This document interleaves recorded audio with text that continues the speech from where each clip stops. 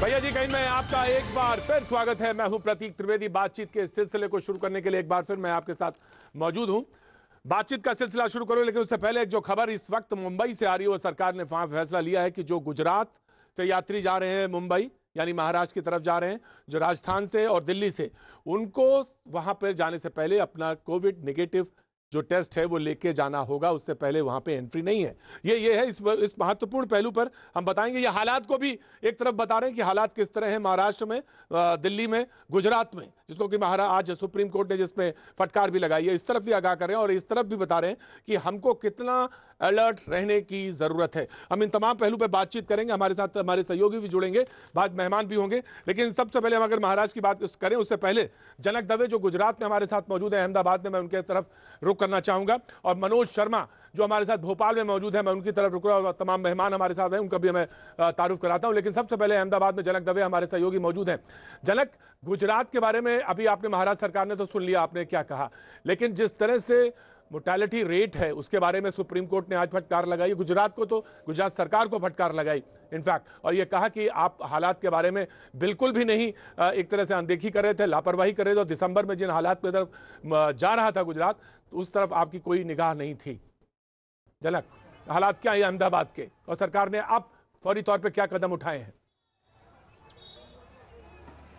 बिल्कुल, देखिए यहाँ पर अब जिस तरीके से आज सुप्रीम कोर्ट की फटकार के बाद राज्य सरकार अपने हिसाब से मुस्तैद होने का दावा कर रहा है, लेकिन यहाँ पर प्रतीक स्थिति ऐसी है कि अस्पतालों में बेड लगातार भरते जा रहे हैं। जो अहमदाबाद में जो मरीज हैं उनको अहमदाबाद के पास के ज़िलों में भेजा जा रहा है। तो इससे आप अंदाज़ा लगा सकते हैं। यहाँ तक कि स्थिति ये आ गई कि अस्पताल एसोसिएशन अब ये तय कर रहा है कि जो युवा होंगे, बच्चे होंगे, वो अगर सिम्टोमेटिक है तो उनको अस्पतालों में भर्ती नहीं किया जाएगा।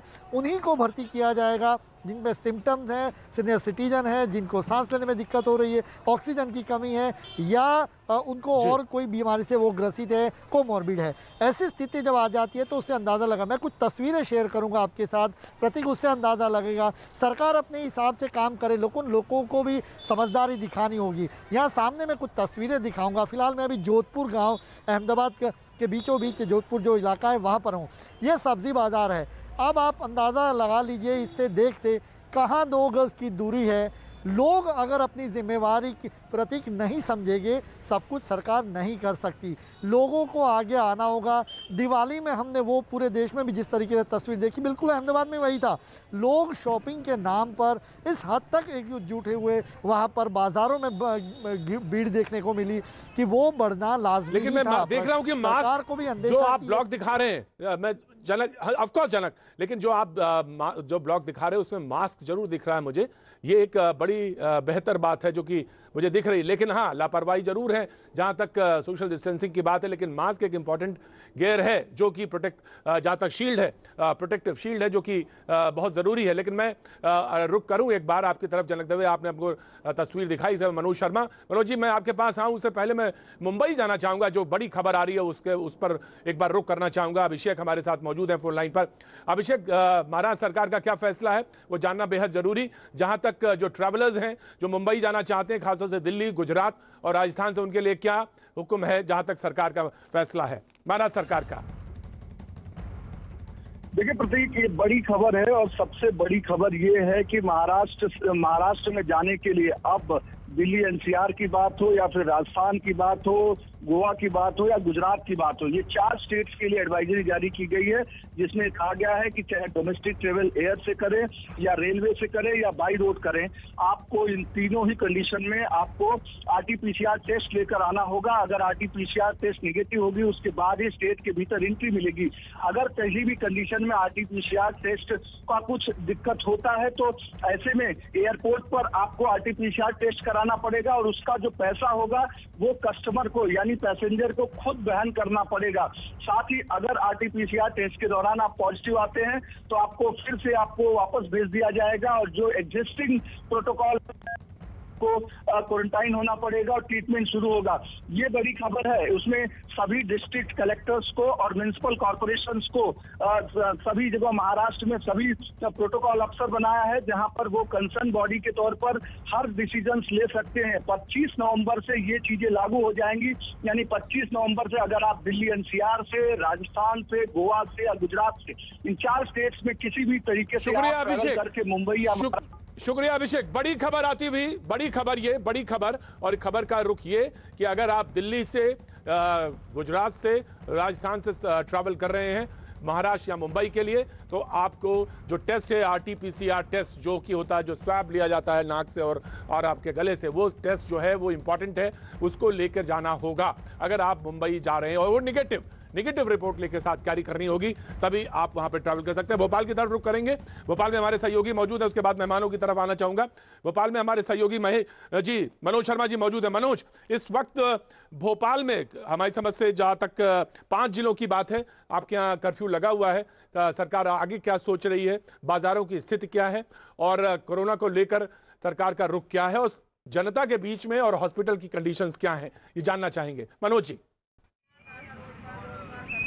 सरकार तो साफ कर चुकी है। मध्य प्रदेश के गृह मंत्री ने कहा है कि वो देखेंगे अभी 5 शहरों से अगर ये मामला आगे बढ़ता है तो अभी जो गाइडलाइन दी गई है, यानी 5 शहरों के लिए रात 10 बजे से लेकर सुबह 6 बजे तक का जो रात का कर्फ्यू है, वो हो सकता है कि अगर ये शहर बढ़ें तो ये सरकार की गाइडलाइन आगे बढ़े। नज़ारा दिखाऊंगा मैं आपको भोपाल के शिवाजी नगर के बाजार का। ये चाय की बड़ी फेमस दुकान है, मशहूर दुकान है।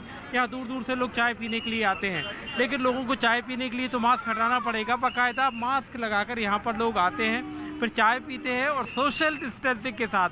कैमरे का असर देखिए भैया जी, जैसे ही उनको यहाँ बताया गया, हमने बताया कि हम भैया जी का इन प्रोग्राम के लिए आप सब लोग यहाँ पर आप आने वाले हैं। इसमें आप बताइए, ये जो मास्क है, सरकार कह रही है रात का कर्फ्यू, 350 मामले भोपाल में, लगभग 600 मामले इंदौर में, डर लग रहा है क्या? नहीं, काहे का डर क्या?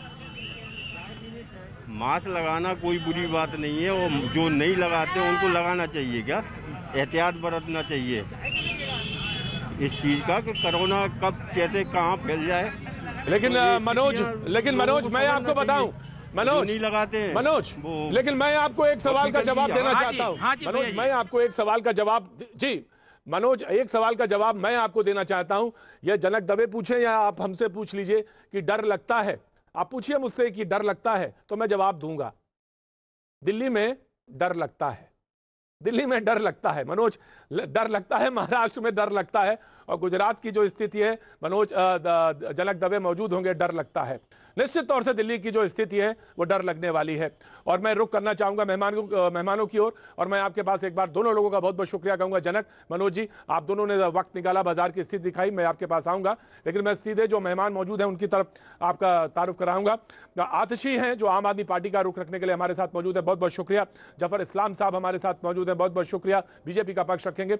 हमारे साथ अभिषेक दत्त हैं जो कांग्रेस का पक्ष रखने के लिए हमारे साथ मौजूद हैं, बहुत बहुत शुक्रिया। डॉक्टर रवि मलिक हमारे साथ मौजूद हैं, और हमारे साथ डॉक्टर स्वाति माहेश्वरी मौजूद हैं, बहुत बहुत शुक्रिया इन पैनल का। डॉक्टर स्वाति, मैं आपके पास आना चाहूंगा।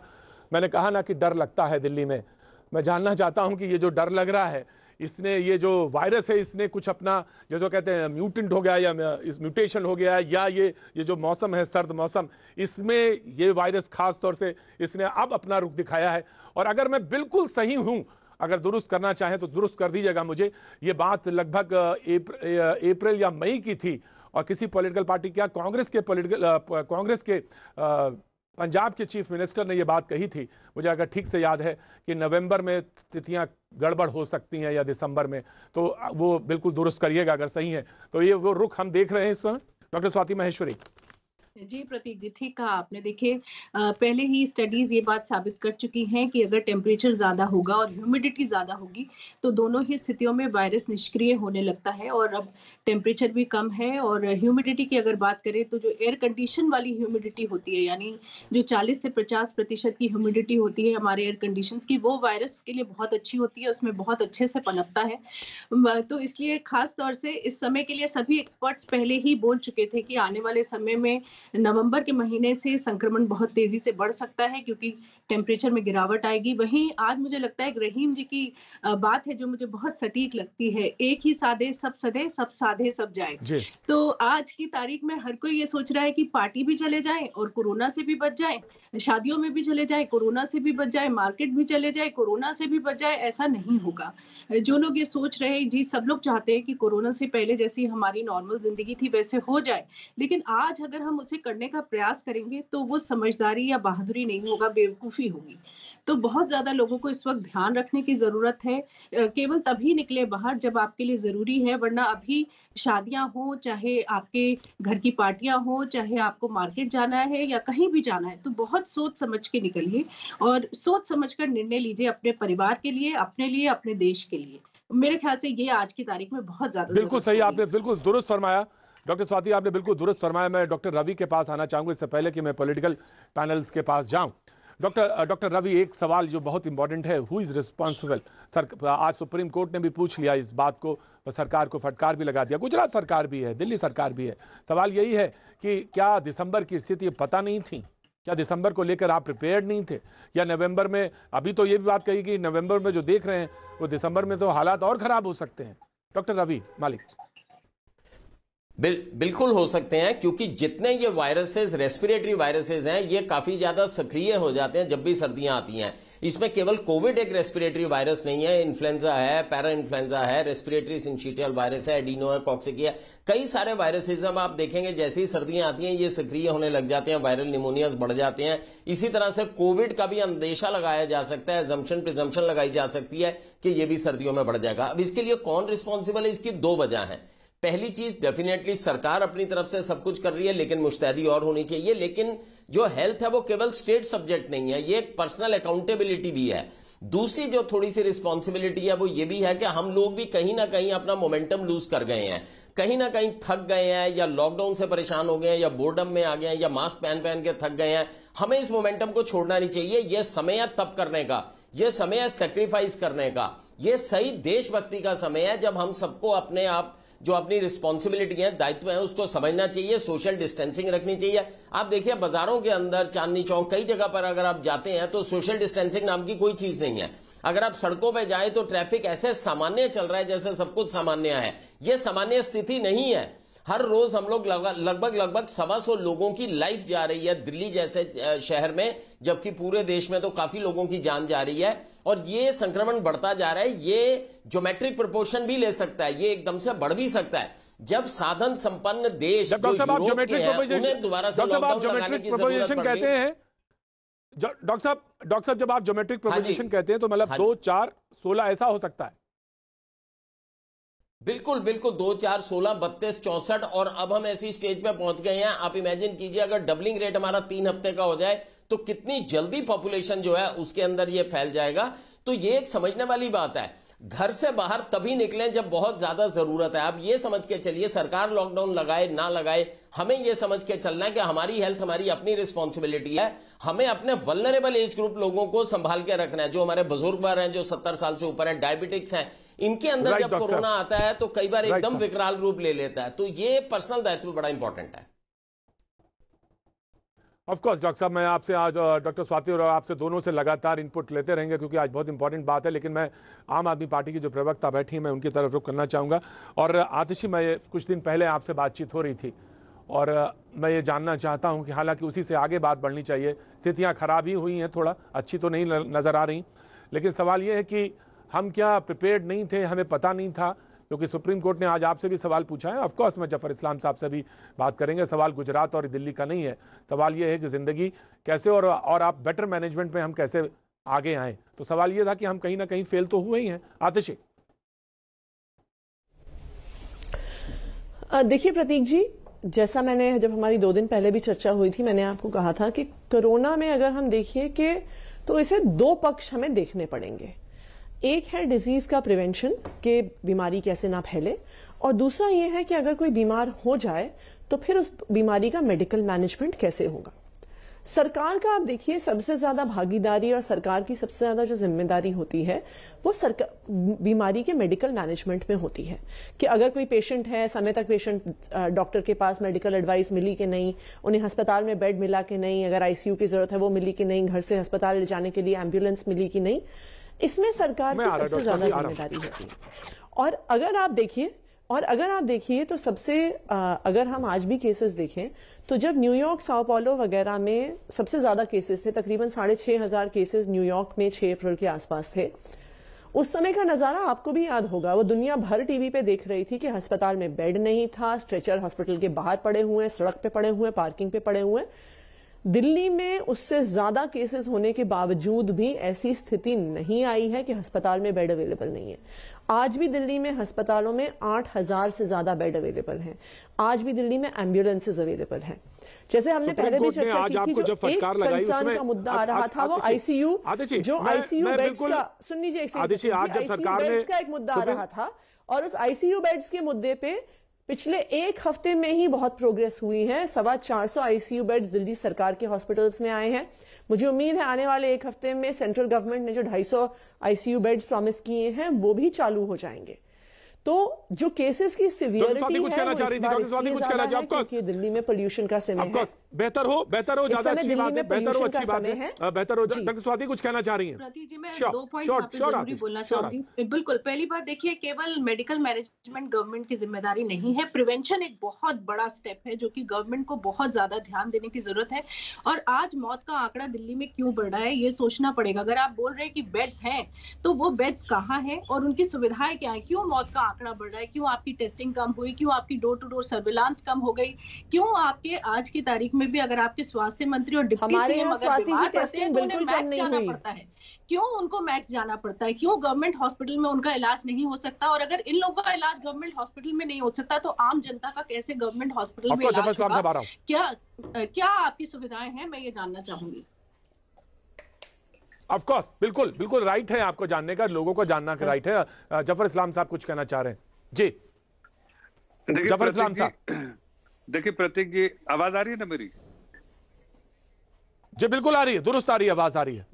बिल्कुल, मैं ये कहना चाहता हूं कि अपने पीठ थपथपाने में कभी कोई कसर नहीं छोड़ती है आपके मुखिया जो है केजरीवाल जी, और अभी देखिए उनके प्रवक्ता भी। जफर इस्लाम साहब, गुजरात की भी बात करिएगा, गुजरात की भी करिएगा। जफर इस्लाम साहब, गुजरात की बात शो पूरा दिल्ली पे नहीं है, गुजरात पर भी बात है, और गुजरात के हालात बहुत अच्छे नहीं है, गुजरात के हालात बहुत अच्छे नहीं है। जफर इस्लाम साहब, प्रतीक भाई, मेरी बात पूरी कंप्लीट हो जाए, उसके बाद आप बीच में टोकिएगा तो अच्छा लगेगा। मैं कह रहा हूँ कि अपने पीठ थपथपाने से अच्छा हालात पे नजर रखे तो बेहतर होगा।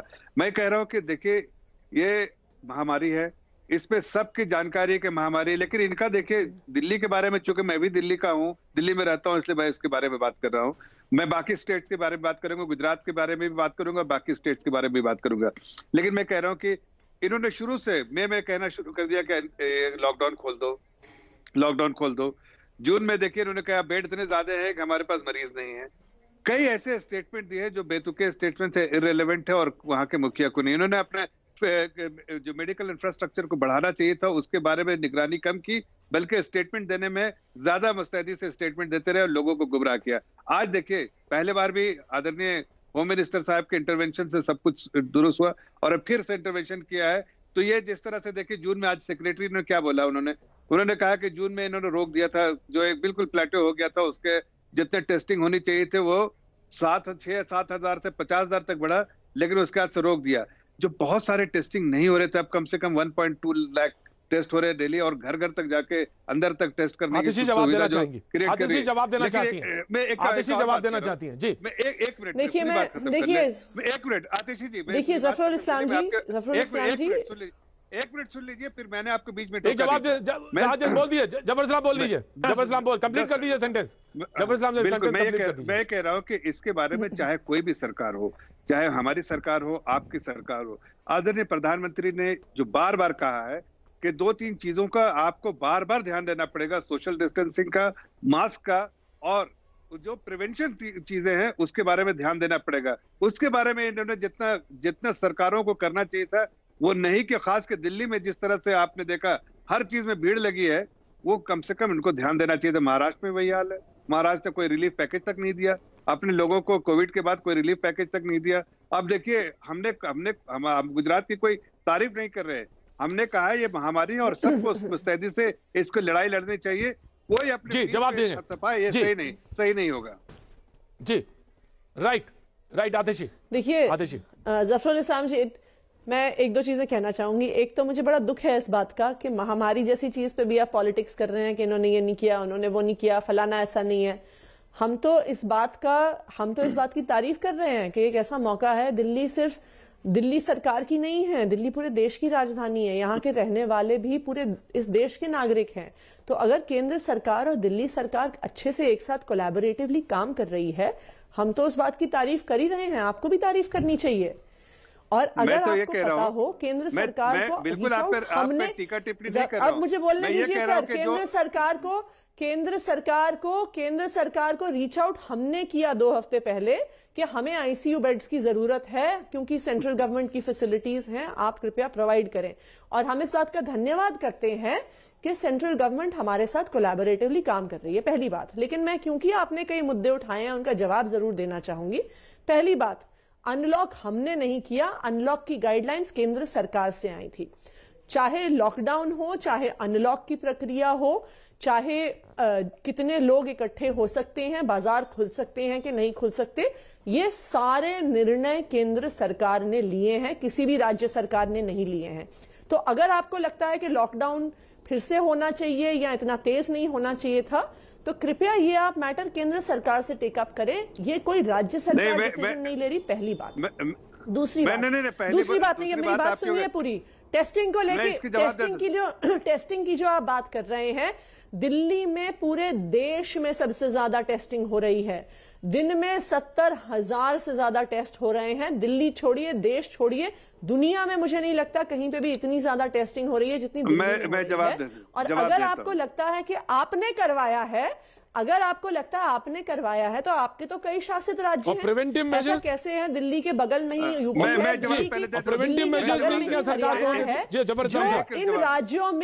इन राज्यों में सुन लीजिए, इन राज्यों में आज भी टेस्ट नहीं हो रहे। 25% टेस्ट जो दिल्ली में आते हैं वो हरियाणा और यूपी के आते हैं। क्यों? क्योंकि वहां पे टेस्ट करवाना असंभव है। आप बीजेपी का, आप अपने बिहार का बताइए, वहां पे कितनी रैलियां हुई, वहां पे कोई मास्क नहीं पहनता, वहां पे किसी को कोरोना नहीं होता, वहां पे सिर्फ एक सीधी सी बात है, वहां पे एक भी टेस्ट नहीं होता है। सुन लीजिए अब आप सवाल। मैं ये कह रहा हूं कि देखिए, अभी आपने अपनी तारीफ फिर से करनी शुरू की, जबकि मैंने कहा गुजरात सरकार के बारे में आपने तो अपनी पीठ थपथपाई, लेकिन गुजरात की सरकार की पीठ किसने थपथपाई? WHO ने। उसने कहा कि जो भी मेजर्स लिए हैं वो कंट्रोल करने में उससे फायदा हुआ है, और बहुत ही अच्छी लीडरशिप, पॉलिटिकल लीडरशिप, वहां के लोगों की सपोर्ट, ये सबको मिला है। और उसको पूरे सरकार को और पूरे प्रदेश को जो WHO ने सर्टिफिकेट दिया, आप तो खुद ही सर्टिफिकेट बांटते जा रहे हैं केजरीवाल, मई से बांटते जा रहे हैं, मैंने ये किया, मैंने वो किया कुछ नहीं। आप बता दीजिए ना, आपके बाकी राज्यों में टेस्ट क्यों नहीं हो रहे हैं? हरियाणा में क्यों नहीं टेस्ट हो रहे? यूपी में क्यों नहीं टेस्ट हो रहे? मध्य प्रदेश में क्यों नहीं टेस्ट हो रहे? ये तो सारे आपके द्वारा शासित राज्य हैं। गोवा में आपकी सरकार है, पूरे गोवा में से 6 एम्बुलेंस है कोरोना। अभिषेक भाई आ रहा हूं, मैं आ रहा हूं, अभिषेक भाई आ रहा हूं, गोवा में मैं आ रहा हूं, पूरे राज्य में कोरोना के पेशेंट्स को अपने घर से अस्पताल पहुंचाने के लिए सिर्फ 6 एम्बुलेंस है। भाई आप देखिए आतिशी जी, पीठ थपथपाना बंद कीजिए। सवाल यह है कि सवाल इंफ्रास्ट्रक्चर का भी है, सवाल इस बात का है कि प्रिवेंटिव मेजर्स क्या थे। मुझे बता दीजिए, डॉक्टर स्वाति कुछ सवाल पूछना जा रही है, अभिषेक आपके पास। डॉक्टर स्वाति कुछ सवाल पूछना जा रही है, यूपी में टेस्ट क्यों नहीं होते? आतिशी जी ने तो बहुत आसानी से सब कुछ केंद्र सरकार के ऊपर मर दिया। देखिए, केंद्र सरकार ने जब अनलॉक की स्थितियों की गाइडलाइंस का व्याख्या किया तो उन्होंने देश के सारे राज्यों को ध्यान में रखते हुए रखा, और उन्होंने ये भी बोला कि राज्य सरकारें अपना निर्णय ले सकती हैं। जो भी है हमारी गाइडलाइंस है, ये हमारी गाइडलाइंस है, लेकिन राज्य सरकारें अपने हिसाब से अपना निर्णय भी ले सकती हैं। अब आपने तो बड़ी आसानी से सब कुछ कह दिया कि केंद्र सरकार ने अनलॉक की गाइडलाइंस बनाई थी इसलिए हमने सब कुछ खोल दिया। क्यों? जब आपका राज्य है, आप राज्य चला रहे हैं, तो आपको कहीं ना कहीं तो देखना होगा कि आपके राज्य की क्या परेशानियां हैं, आपके राज्य की क्या लॉजिस्टिक्स है, वरना आप केंद्र सरकार को दे दीजिए दिल्ली संभालने के लिए। आपकी जरूरत ही क्या है फिर दिल्ली संभालने की? और कहां से आप दूरंदेशी दिखा रहे हैं जब आपको मालूम है कि आने वाले, मुझे अच्छा लगा था कि आप ये कहेंगी, मुझे आज अच्छा लगा। आयुषी मुझे अच्छा लगा, आतिशी मुझे अच्छा लगा कि आपने ये बात कही, आतिशी आपने ये बात कही, मुझे अच्छा लगा। लेकिन अगर कोई डॉक्टर ये सवाल पूछता है तो मुझे उसमें कहीं कोई एतराज नहीं, और उसके डॉक्टर और उसके सोशल एस्पेक्ट पे भी कहीं कोई सवाल नहीं। मैं स्वागत करता हूं डॉक्टर स्वाति का, डॉक्टर स्वाति का मैं स्वागत करता हूं। अगर वो ये सवाल मैं नहीं होता तो मैं पूछता ही, ये ना होता तो मैं पूछता ये सवाल। बहुत अच्छी बात है doctor Swati, thank you so much.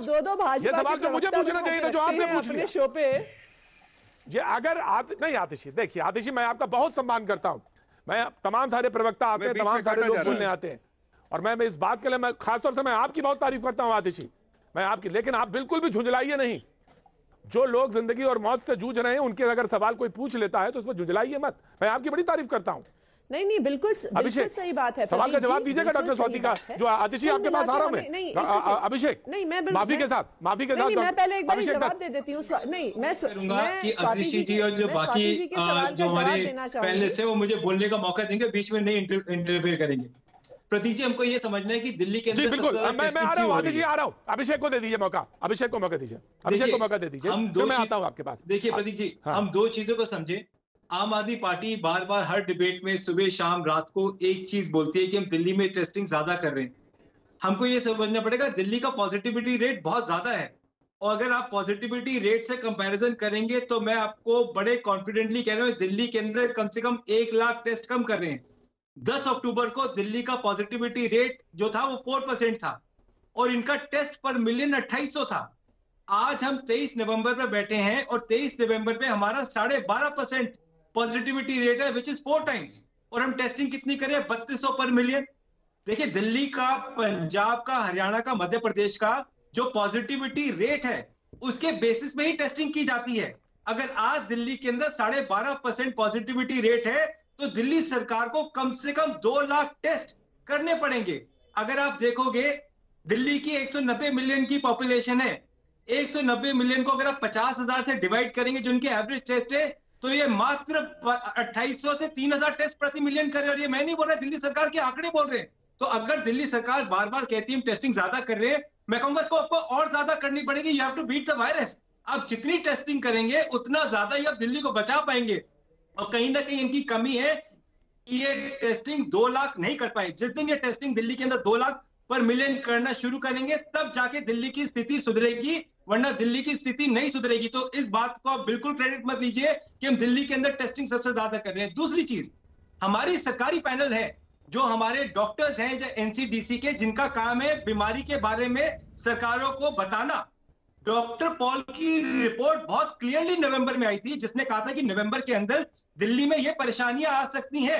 मैं पूछना चाहता हूं, अभी भारतीय जनता पार्टी के एक स्पोर्ट्स पर्सन बोल रहे थे 14 जून को पीयूष मित्तल जी ने, जो पीयूष जी जो हमारे रेलवे मिनिस्टर, उन्होंने कहा था रेलवे कोच दिल्ली के अंदर आ जाएगी।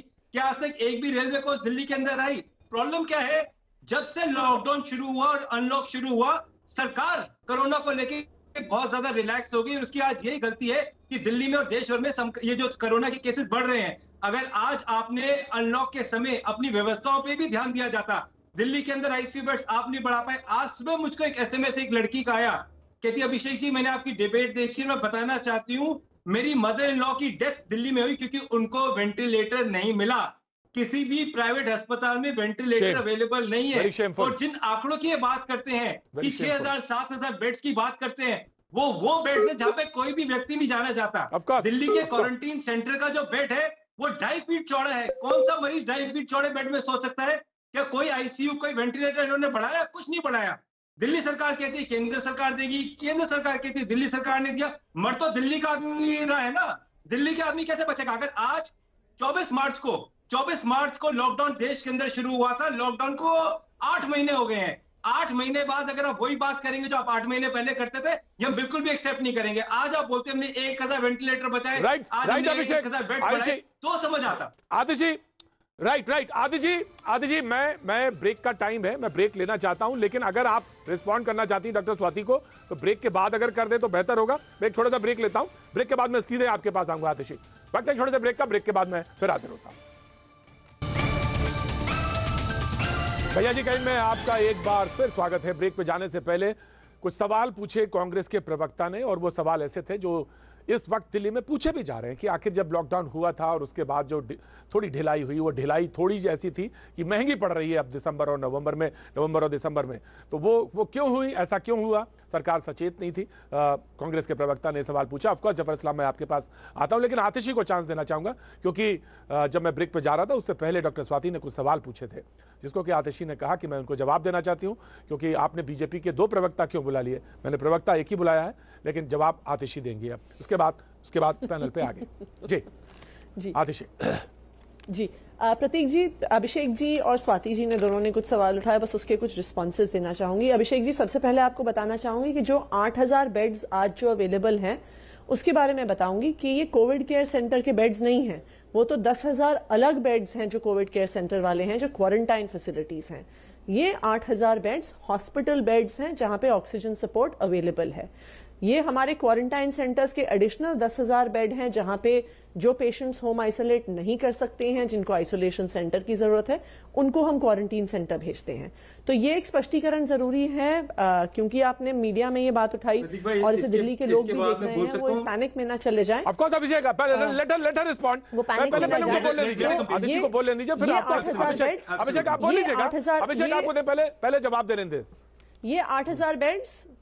ये 8,000 बेड्स दिल्ली के सरकारी अस्पतालों में, दिल्ली के प्राइवेट हॉस्पिटल्स में और कुछ दिल्ली के सेंट्रल गवर्नमेंट हॉस्पिटल्स में मिला करके जहां पे ऑक्सीजन सपोर्ट अवेलेबल है, ये वो बेड्स हैं। नंबर 1। नंबर 2, जो लॉकडाउन और अनलॉकिंग की प्रक्रिया की बात है, देखिए प्रतीक जी, हमें ये देखना पड़ेगा कि ये ना एक बहुत डिफिकल्ट बैलेंस है जिसमें किस तरह जाया जाए। ये देश की राज्य सरकारें कोई भी हो, केंद्र सरकारें कोई भी हो, ये आसान निर्णय नहीं है, क्योंकि 2 महीने जब कंप्लीट लॉकडाउन रहा उसके भी बहुत सीरियस कॉन्सिक्वेंसेस रहे। उसकी वजह से बहुत सारे लोगों की जो रोजी रोटी है, जो लोगों को खाना तक मिलना मुश्किल हो गया था। लाखों लोगों को खाना खिलाना पड़ रहा था रोज दिन भर में। हम राशन बांट रहे थे, सरकार बांट रही थी, हर पार्टी के लोग, सामाजिक संस्था के लोग राशन बांट रहे थे। आज भी जो इकोनॉमी पर असर पड़ा है उस 2 या 3 महीने के लॉकडाउन का, आज भी हमारी देश की इकोनॉमी उससे रिकवर नहीं की है। उस लॉकडाउन से रिकवर करने के लिए देश की इकोनॉमी को हो सकता है 1 साल लग जाए। आज भी केंद्र सरकार और राज्य सरकारों के पास टैक्स का पैसा नहीं आ रहा, क्योंकि पूरी इकोनॉमी डाउन आ गई है उस प्रक्रिया से। तो इकोनॉमिक एक्टिविटी को बनाए रखना भी बहुत जरूरी है। तो ये आप बात तो मान ली आपने, अगर ये बात तो आपने मान ली ना, बच गए, लेकिन आपने ये बात तो मान ली, लेकिन ये बात तो मान ली कि फैसला लॉकडाउन का राज्य सरकारों के अपने निर्णय पे हो सकता था। ये फैसला राज्य सरकारों के अपने फैसले पर भी हो सकता था कि लॉकडाउन आगे बढ़ाएं या उसको रोकें या खोल दें। ये जो बात डॉक्टर स्वाति कह रही थी, डॉक्टर स्वाति जो बात कह रही थी, लोग अगर महामारी, देखिए मैं तो केंद्र सरकार के लिए भी ये बात कह रही हूं, ये केंद्र सरकार के लिए भी बहुत मुश्किल निर्णय है, क्योंकि केंद्र सरकार भी, हमें पता है कि केंद्र सरकार लगातार सारे चीफ मिनिस्टर से बात कर रही थी कोई भी डिसीजन लेने से पहले। क्यों? क्योंकि लोग महामारी से बच गए, लेकिन भुखमरी से मारे गए। लोग इसलिए मारे गए क्योंकि लॉकडाउन की वजह से बच्चों को पोलियो का इंजेक्शन नहीं मिल पाया। लोग इसलिए मारे गए क्योंकि वो दिल्ली से बिहार पैदल चल के जा रहे हैं, क्योंकि कंस्ट्रक्शन एकदम बंद हो जाने से किसी के पास रोजी रोटी के पैसे नहीं रहे। तो ये भी बहुत सारे इंपॉर्टेंट डिसीजंस हैं। इतने लोगों की नौकरियां चली गई, लोग अपने बच्चों की स्कूल की फीस नहीं दे पा रहे हैं। इकोनॉमिक एक्टिविटीज को बढ़ाने की जरूरत है, सरकार निर्णय लेगी। देखिए, मैं यहाँ पर बोलना चाहूंगी प्रतीक जी, पहली बात ये कि खुद तो जब आप लोग बात करते हैं तब बोल देते हैं कि इन स्थितियों को राजनीतिक मोड़ ना दीजिए, और मुझे राजनीतिक जामा पहनाने में आपने 1 सेकंड नहीं लगाया। खैर कोई बात नहीं। दूसरी बात ये है कि जब आप बात ये बोलते हैं कि अनलॉक और इसके बीच की एक स्थिति जो है बहुत ज्यादा गंभीर है, तो कहाँ गई आपकी समझबूझ? क्यों नहीं आप समझबूझ के साथ दोनों चीजों के बीच में डिसाइड कर सकते हैं कि कौन सी स्थिति हमें खोलनी है, कौन सी नहीं? 28 अक्टूबर को दिल्ली में 5000 मामले आए थे। 1 नवंबर को दिल्ली ने ये जारी कर दिया कि शादियों में 50 की जगह 200 लोग जा सकते हैं। क्यों? किस बेसिस पर ये जो है निर्णय लिया गया कि जब आपके यहाँ दिल्ली में संक्रमण बढ़ रहा था तभी आपने शादी में लोगों को जाने के लिए भी बढ़ा दिया? क्यों आज सुप्रीम कोर्ट और हाई कोर्ट जो है बार बार चिंता जता रहे हैं, आप लोगों से जवाब मांग रहे हैं कि क्यों दिल्ली की ऐसी हालत होगी, क्या वो लोग टाइम पास करने के लिए आपसे ये सब जवाब मांग रहे हैं? कोई कहीं ना कहीं तो गलतियां हुई है ना, कहीं ना कहीं तो त्रुटियां हुई है जिसकी वजह से आज दिल्ली का ये मंजर है। तो क्यों नहीं सरकार ये मानती कि हाँ हमने ये गलतियां की, हमने समय से ये दूरंदेशी नहीं दिखाई, हमने ये स्टेप्स नहीं उठाए, लेकिन अब हम उन्हें रेक्टिफाई कर रहे हैं और अब हम ये स्टेप्स उठा रहे हैं ताकि अब हमारा जो प्रदेश है वो बच सके। क्यों आप बार बार पीठ थपथपाने में ही लगे रहते हैं, अपनी गलतियों को छुपाने में ही लगे रहते हैं? ठीक है डॉक्टर रवि कुछ कहना चाह रहे थे, जोड़ना चाह रहे थे। डॉक्टर साहब, सवाल तो ये स्थितियां तो ये है खराब की ही तरफ है, बिल्कुल खराब की तरफ हैं। और आप ये देखिए कि 45 मिनट की डिबेट में, देखिए मैं एक कोविड का अस्पताल भी चलाता हूं, तो मुझे मालूम है कितना दुख होता है जिसने अपने बाप को खोया या जिसने अपनी मां को खोया, जिसने बेटे को खोया। इस वक्त जो है हम बड़े एक संजीदा सेंसिटिव टॉपिक के ऊपर बात कर रहे हैं। पिछले 45 मिनट में केवल आरोप प्रत्यारोप की बात चल रही है। We should not talk logic, we should talk कि अब हमें आगे करना क्या चाहिए, हमारे को स्ट्रेटेजी के ऊपर हो, जिससे कि कुछ जो व्यक्ति मर रहे हैं उनका मरना रोका जा सके। मेरे दिमाग में 2-3 सवाल आते हैं। Number 1, testing.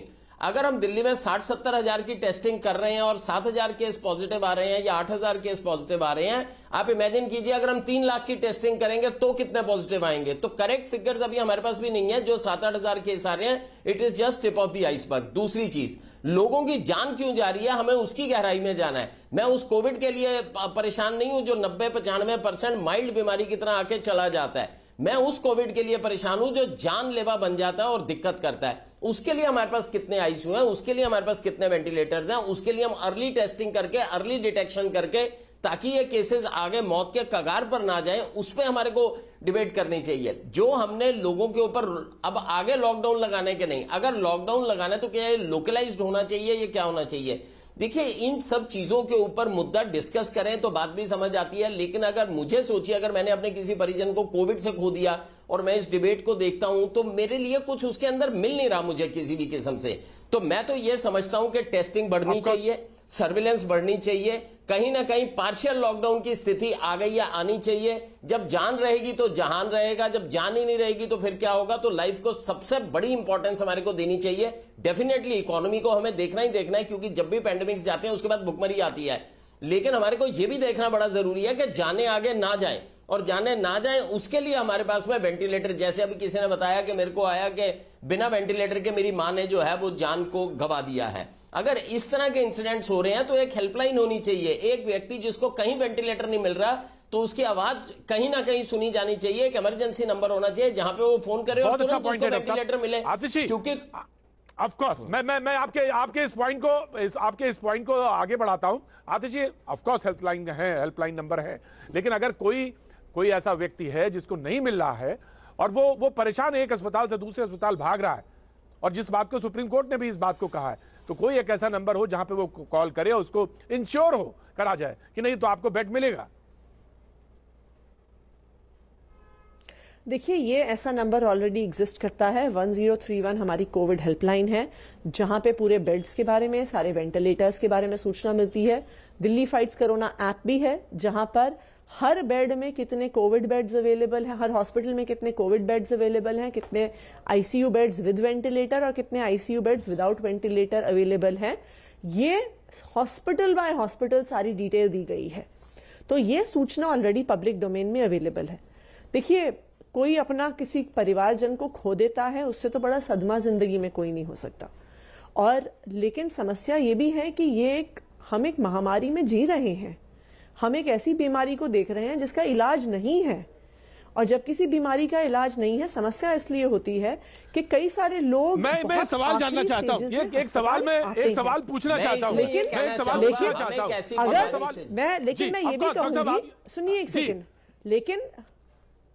लेकिन इसमें कोई ऐसी स्टेटमेंट नहीं देना चाहता। देखिए आपके परिवार में, मतलब दिल्ली में चाहे 5 डेथ हो चाहे 100 डेथ हो, जब दिल्ली वाला कोई भी जाता है, देश का कोई भी नागरिक की जान चली जाती है, तो इस बात का हम सबको दुख है। और शायद यही कारण है कि अगर आप पूरी दुनिया में देखिए, जो वैक्सीन के लिए जिस स्पीड पे काम हो रहा है, मुझे नहीं लगता कि इतिहास में कभी हुआ होगा। वो इसीलिए है कि कोई नहीं चाहता है कि किसी एक व्यक्ति की भी अननेसेसरी जान चली जाए। डॉक्टर रवि कुछ कहना चाह रहे हैं? समस्या ये भी हुई है कि दिल्ली में ज्यादा सीवियर इसलिए हो गए हैं, दिल्ली में केसेस इसलिए सीवियर हो गए हैं क्योंकि इस समय दिल्ली में प्रदूषण भी बहुत ज्यादा है और प्रदूषण ज्यादा होने की वजह से सीवियरिटी भी बढ़ती है। सीवियरिटी का उन्होंने बताया कारण ये है। देखिए, मैं ये बताना चाहूंगा कि एक आपके माध्यम से मैं जनरल पब्लिक में भी ये बताना चाहूंगा कि कोरोना एक लाइलाज बीमारी नहीं है। मैं आपको दोबारा बता दूं, क्योंकि मैं अस्पताल चलाता हूं कोरोना का, मैं आपको ये बताऊं ये लाइलाज बीमारी नहीं है। इसके अंदर बहुत सारी ट्रीटमेंट्स अवेलेबल हैं, कुछ एंटीवायरल ड्रग्स भी हैं, ठीक है वो बहुत इफेक्टिव नहीं है लेकिन उनका इफेक्ट कहीं ना कहीं है। हमारे पास में स्टीरॉइड्स है जो कि बीमारी को बढ़ने से रोकता है, हमारे पास में इम्यूनोमॉड्यूलेटर्स हैं, हमारे पास oxygen and oxygen giving equipments हैं। अगर एक मरीज समय पे आ जाता है और समय पे अपना इलाज शुरू कर देता है तो इसकी ये लाइलाज बीमारी बिल्कुल नहीं है। प्रॉब्लम ये आती है 70-80% डेथ्स उन्हीं लोगों की होती हैं जो कि या तो हॉस्पिटल में काफी लेट पहुंचते हैं या बुजुर्ग हैं जो 85 साल से ऊपर हैं या जिनकी इम्यूनिटी कम है या वो है, लेकिन बहुत सारी डेथ्स इसलिए होती हैं क्योंकि वो हॉस्पिटल में लेट पहुंचते हैं। तो कहीं ना कहीं पब्लिक की जागरूकता भी बड़ी जरूरी है और टाइमली उनको मेडिकल फैसिलिटी मिलनी बड़ी जरूरी है। बहुत सारी मौतों को हम बचा सकते हैं, ये मानता हूं मैं कि बहुत कारगर हमारे पास डॉक्टर साहब एक सवाल जानना चाहता हूं, डॉक्टर साहब एक सवाल, एक बहुत इंपॉर्टेंट सवाल है जो मैं आ रहा हूं डॉक्टर साहब, आ रहा हूं आपके पास कि मार्च में जहां पे हम मौजूद थे, आज हम नवंबर खत्म हो रहा है, दिसंबर के जा रहे हैं, हम कोविड के बारे में कहां पे खड़े हैं ये जानना बहुत जरूरी है कि हम अपने को प्रोटेक्शन में कहां पे पाते हैं। डॉक्टर स्वाति देखिए, डॉक्टर स्वाति दे दीजिए, जवाब दे दीजिए, उसके बाद डॉक्टर स्वाति दे देंगे।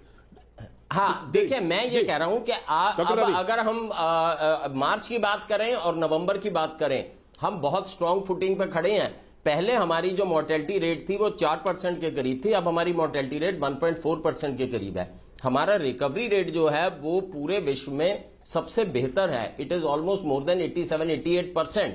तो ये सारी चीजें जो है बेटर हुई हैं और ये बेटर इसीलिए हुई हैं कि हमारी यहाँ की मेडिकल फैसिलिटीज, डॉक्टर्स, नर्सेज सबने जद्दोजहद से काम किया है। और सबसे बड़ी चीज है इस बीमारी की हमें समझ आ गई है, हमें ये समझ आ गई है कि कब स्टीरॉयड देना है, कब एंटीवायरल देनी है या कब हमारे को ऑक्सीजन देनी है और कब हमारे को ऑक्सीजन को मॉनिटर करना है। एक तो पब्लिक में जागरूकता हो गई है, एक मेडिकल फ्रेटर्निटी को भी समझ आ गया है कि इस बीमारी से कैसे डील करना है। लेकिन मेरा चिंता का विषय यही है कि आने वाले समय में जब हम सर्दियों में जा रहे हैं, जब हम स्मॉग में जा रहे हैं, आने वाला समय खतरनाक हो सकता है।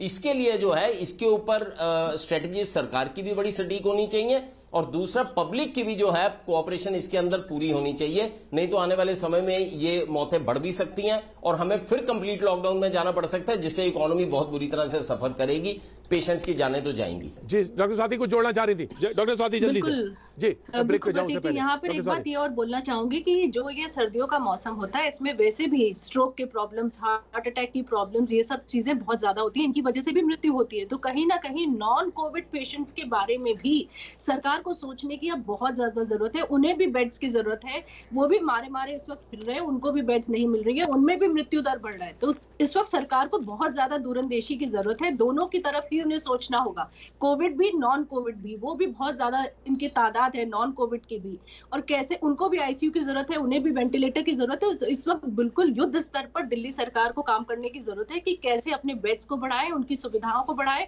डॉक्टर्स को बढ़ाएं, नर्सेज को बढ़ाएं और किस तरह से इस जंग को जीता जा सकता है। राइट, मैं आना चाहता हूं लेकिन जब इस्लाम साहब, कुछ अभिषेक जी ने, कांग्रेस के प्रवक्ता अभिषेक जी ने कुछ सवाल पूछे थे केंद्र सरकार से। निश्चित तौर से वक्त एक छोटे से ब्रेक का, ब्रेक के बाद जब लौटेंगे तो जब इस्लाम जवाब देंगे। एक बार फिर स्वागत है, बातचीत के सिलसिले को जोड़ने के लिए एक बार फिर से हाजिर हूं।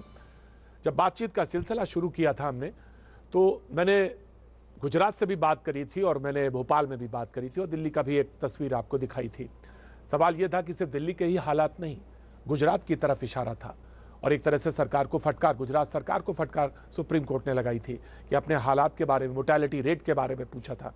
दिल्ली तो इस मामले में बेहतर है, लेकिन गुजरात को तो इस मामले में फटकार लगाई और सरकार ने पूछा कि आपने कौन से कदम उठाए हैं और इसके बारे में हमको बताएं। और उसको शुक्रवार को बोला है सुप्रीम कोर्ट ने कि उसकी तरफ हालात के बारे में अवगत कराया जाए ये सवाल हैं, बड़े सवाल हैं जिनकी तरफ इस वक्त सारे लोग देख रहे हैं। दिल्ली, गुजरात, राजस्थान, महाराष्ट्र, ये वो सवाल हैं जिन प्रदेश हैं जहां पर स्थितियां बेहतर तो छोड़िए बदतर की तरफ हैं, और इसको लेकर सरकार भी चिंतित है, और जो लोग हैं वहां पे परेशान, उनको तो कहने ही, उनके हालात को तो वर्णन करना ही बेकार है। मैं सीधे चलना चाहता हूं बीजेपी के प्रवक्ता की तरफ जो कि वहां मौजूद हैं, जफर इस्लाम साहब। गुजरात की जो हालात हैं उसको भी बड़े चिंताजनक ही बताया गया है, और सुप्रीम कोर्ट ने सवाल भी पूछा है। जफर इस्लाम साहब।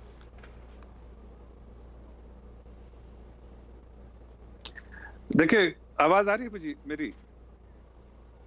जी बिल्कुल आ रही है।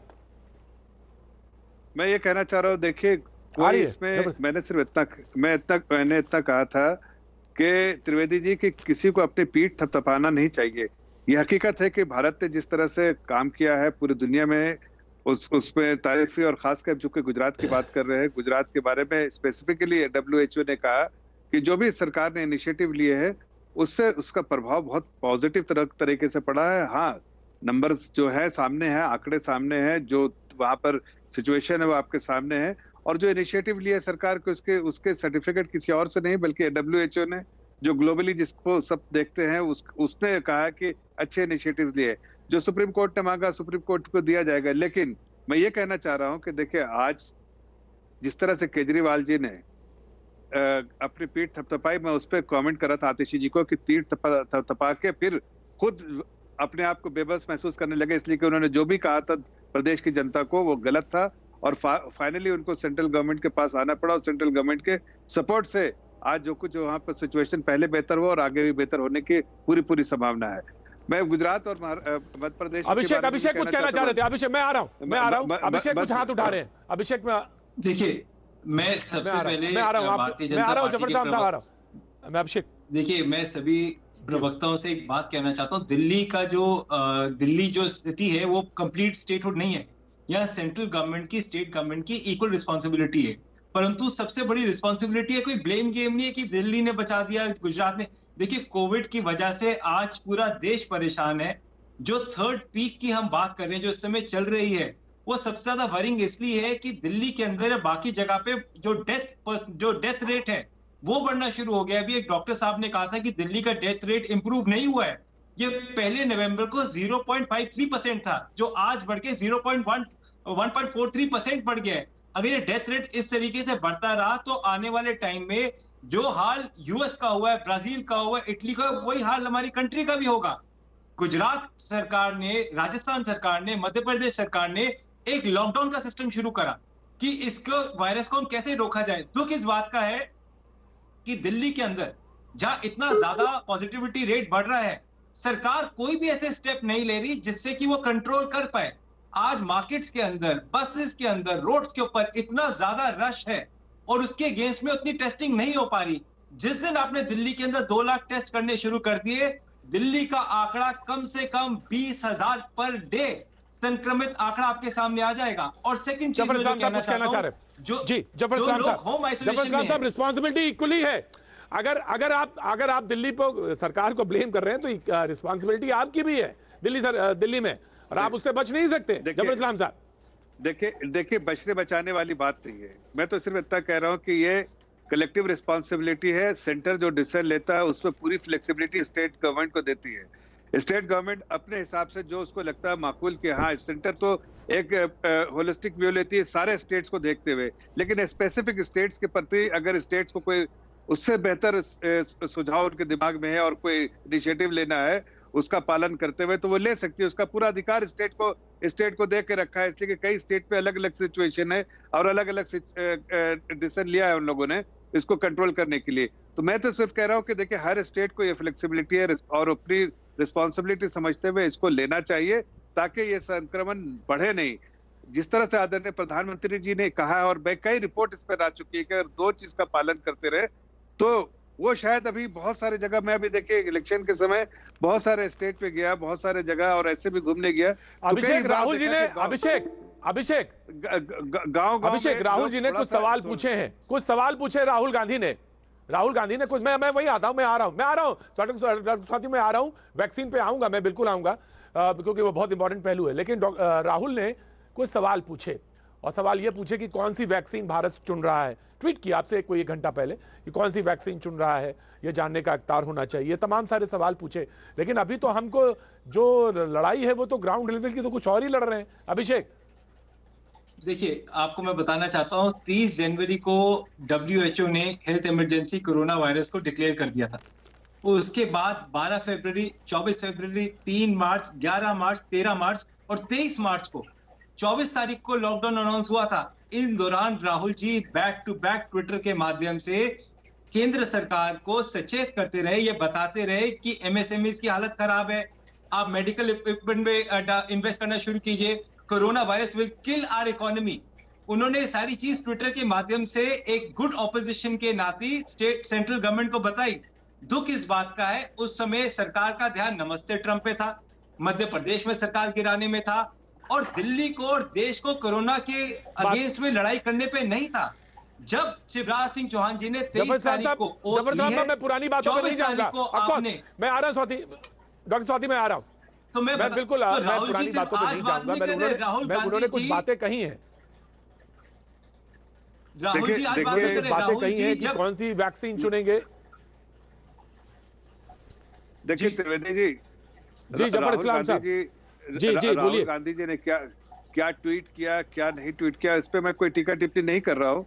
उन्होंने पहले क्या ट्वीट किया, नहीं उन्होंने अच्छी बात कही है, पूछिए जफर इस्लाम साहब, सवाल ही तो पूछा उन्होंने कौन सी वैक्सीन हम चुन रहे हैं, ये हमें बताइए, हमारा वितरण कैसे होगा ये हमें बताइए। और मैं बताऊं एक इंपॉर्टेंट पॉइंट, वितरण कैसे होगा इसका एक उदाहरण मैं बता दूं कि जैसे यूपी गवर्नमेंट ने क्या किया, अपनी कोल्ड चेन का एक सिस्टम बना लिया उन्होंने। योगी सरकार ने कोल्ड चेन का सिस्टम बनाया। उन्होंने कहा कि अगर हमारे पास आती है वैक्सीन आती तो कैसे हर जिलों में इंश्योर करेंगे, उन्होंने एक बनाया। तो वैसे राहुल गांधी ने एक सवाल आपसे पूछा है कि प्लीज आप बताइए कौन सी वैक्सीन चुन रहे हैं, और प्लीज ये मुझे बताइए कि अगर प्रधानमंत्री कल मिल रहे हैं 8 मुख्यमंत्रियों से पहले, उसके बाद तमाम मुख्यमंत्रियों से, तो ये जानने का देश को हक है कि वो कौन सी वैक्सीन है जिसमें हम जा रहे हैं, वैक्सीन कब तक इंश्योर होगी ये जानने का है, वितरण कैसे होगा ये भी जानने का हक है। इसमें कोई गलत बात नहीं अगर अपोजिशन आपसे सवाल पूछा। उन्होंने एक सवाल और भी पूछा है, उन्होंने एक सवाल और भी पूछा है। उनका पहला सवाल है कि गवर्नमेंट ऑफ इंडिया किस क्राइटेरिया पे चूज करेगा, जो सबसे इंपॉर्टेंट सवाल है। उनका पहला सवाल है गवर्नमेंट ऑफ इंडिया किस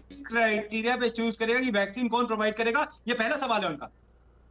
देखिए जो भी सवाल पूछे हैं, मैं ये नहीं कह रहा हूं कि गलत सवाल किया, अक्सर वो गलत सवाल करते हैं, लेकिन अगर गलत सवाल किया सही उस पर मैं नहीं जा रहा हूं। लेकिन मैं कह रहा हूं कि जब प्रधानमंत्री ने स्वयं ये कहा है कि मैं मुख्यमंत्रियों के साथ वार्तालाप करूंगा और उसके बारे में बता भी दिया है कि वैक्सीन के बारे में डिस्कस करूंगा और वितरण के बारे में डिस्कस करूंगा, तो थोड़ा धैर्य रख लीजिए। आपने ट्वीट किया, आपको कल रिप्लाई भी मिल जाएगा, सारी बातें आपके सामने समझ आ जाएंगी, और उसके बाद फिर आप जब अगर आपको कुछ नहीं समझ में आए तो आप ट्वीट कीजिएगा। सरकार बराबर जवाब देने के लिए। डॉक्टर स्वाति का कोई सवाल है, उसके बाद डॉक्टर रवि वाली, राइट। डॉक्टर स्वाति, देखिए प्रतीक जी, ये तो अब बात साफ हो ही रही है कि आने वाले कुछ महीनों के अंदर ही वैक्सीन आ जाएगी। ये तो वैक्सीन टास्क फोर्स को डिसाइड करना है कि कौन सी वैक्सीन हमारे भारत की स्थितियों को देखते हुए सबसे अच्छी रहेगी, कौन सी हमें जल्दी मिल सकती है और कौन सी हमें ज्यादा मात्रा में मिल सकती है। लेकिन कहीं ना कहीं राज्य सरकारें अगर इस तरह के एग्जाम्पल सेट कर रही है कि पहले से कोल्ड चेन को स्टैब्लिश करने, जैसे अभी आपने यूपी सरकार की बात करी, तो यही दूरंदेशी है जो देखनी जरूरी है। यही दूरंदेशी है जो हम दिल्ली सरकार से भी अपेक्षा रखते हैं कि हम देख पाएंगे। आज आप मार्केट पे क्रैकडाउन कर रहे हैं, आज आप जो कदम उठा रहे हैं, यही कदम अगर आप 1 महीना पहले, 1.5 महीना, डॉक्टर रवि कुछ कहना चाह रहे हैं, डॉक्टर रवि कुछ शॉर्ट, डॉक्टर रवि एक पॉइंट बोल दीजिए। डॉक्टर रवि देखिए, सबसे इंपॉर्टेंट चीज यह है कि जो मौतें हो रही हैं वो तुरंत रुकनी चाहिए। वैक्सीन डेफिनेटली आएगी, जनवरी फरवरी से पहले नहीं आएगी, उसके बाद मास डिस्ट्रीब्यूशन में टाइम लगेगा, उसके ऊपर हमें डिपेंड नहीं रहना चाहिए। जो रोज की 100-125 मौतें दिल्ली में हो रही हैं और देश भर में हो रही हैं, उनका तुरंत रोकना बड़ा जरूरी है। थैंक यू डॉक्टर साहब, थैंक यू सो मच। उन्हें तुरंत रोकना जरूरी, और यह बात बिल्कुल इंपॉर्टेंट है। आज अभी सिर्फ इतना, आर पार का वक्त, बने रहिए हमारे साथ।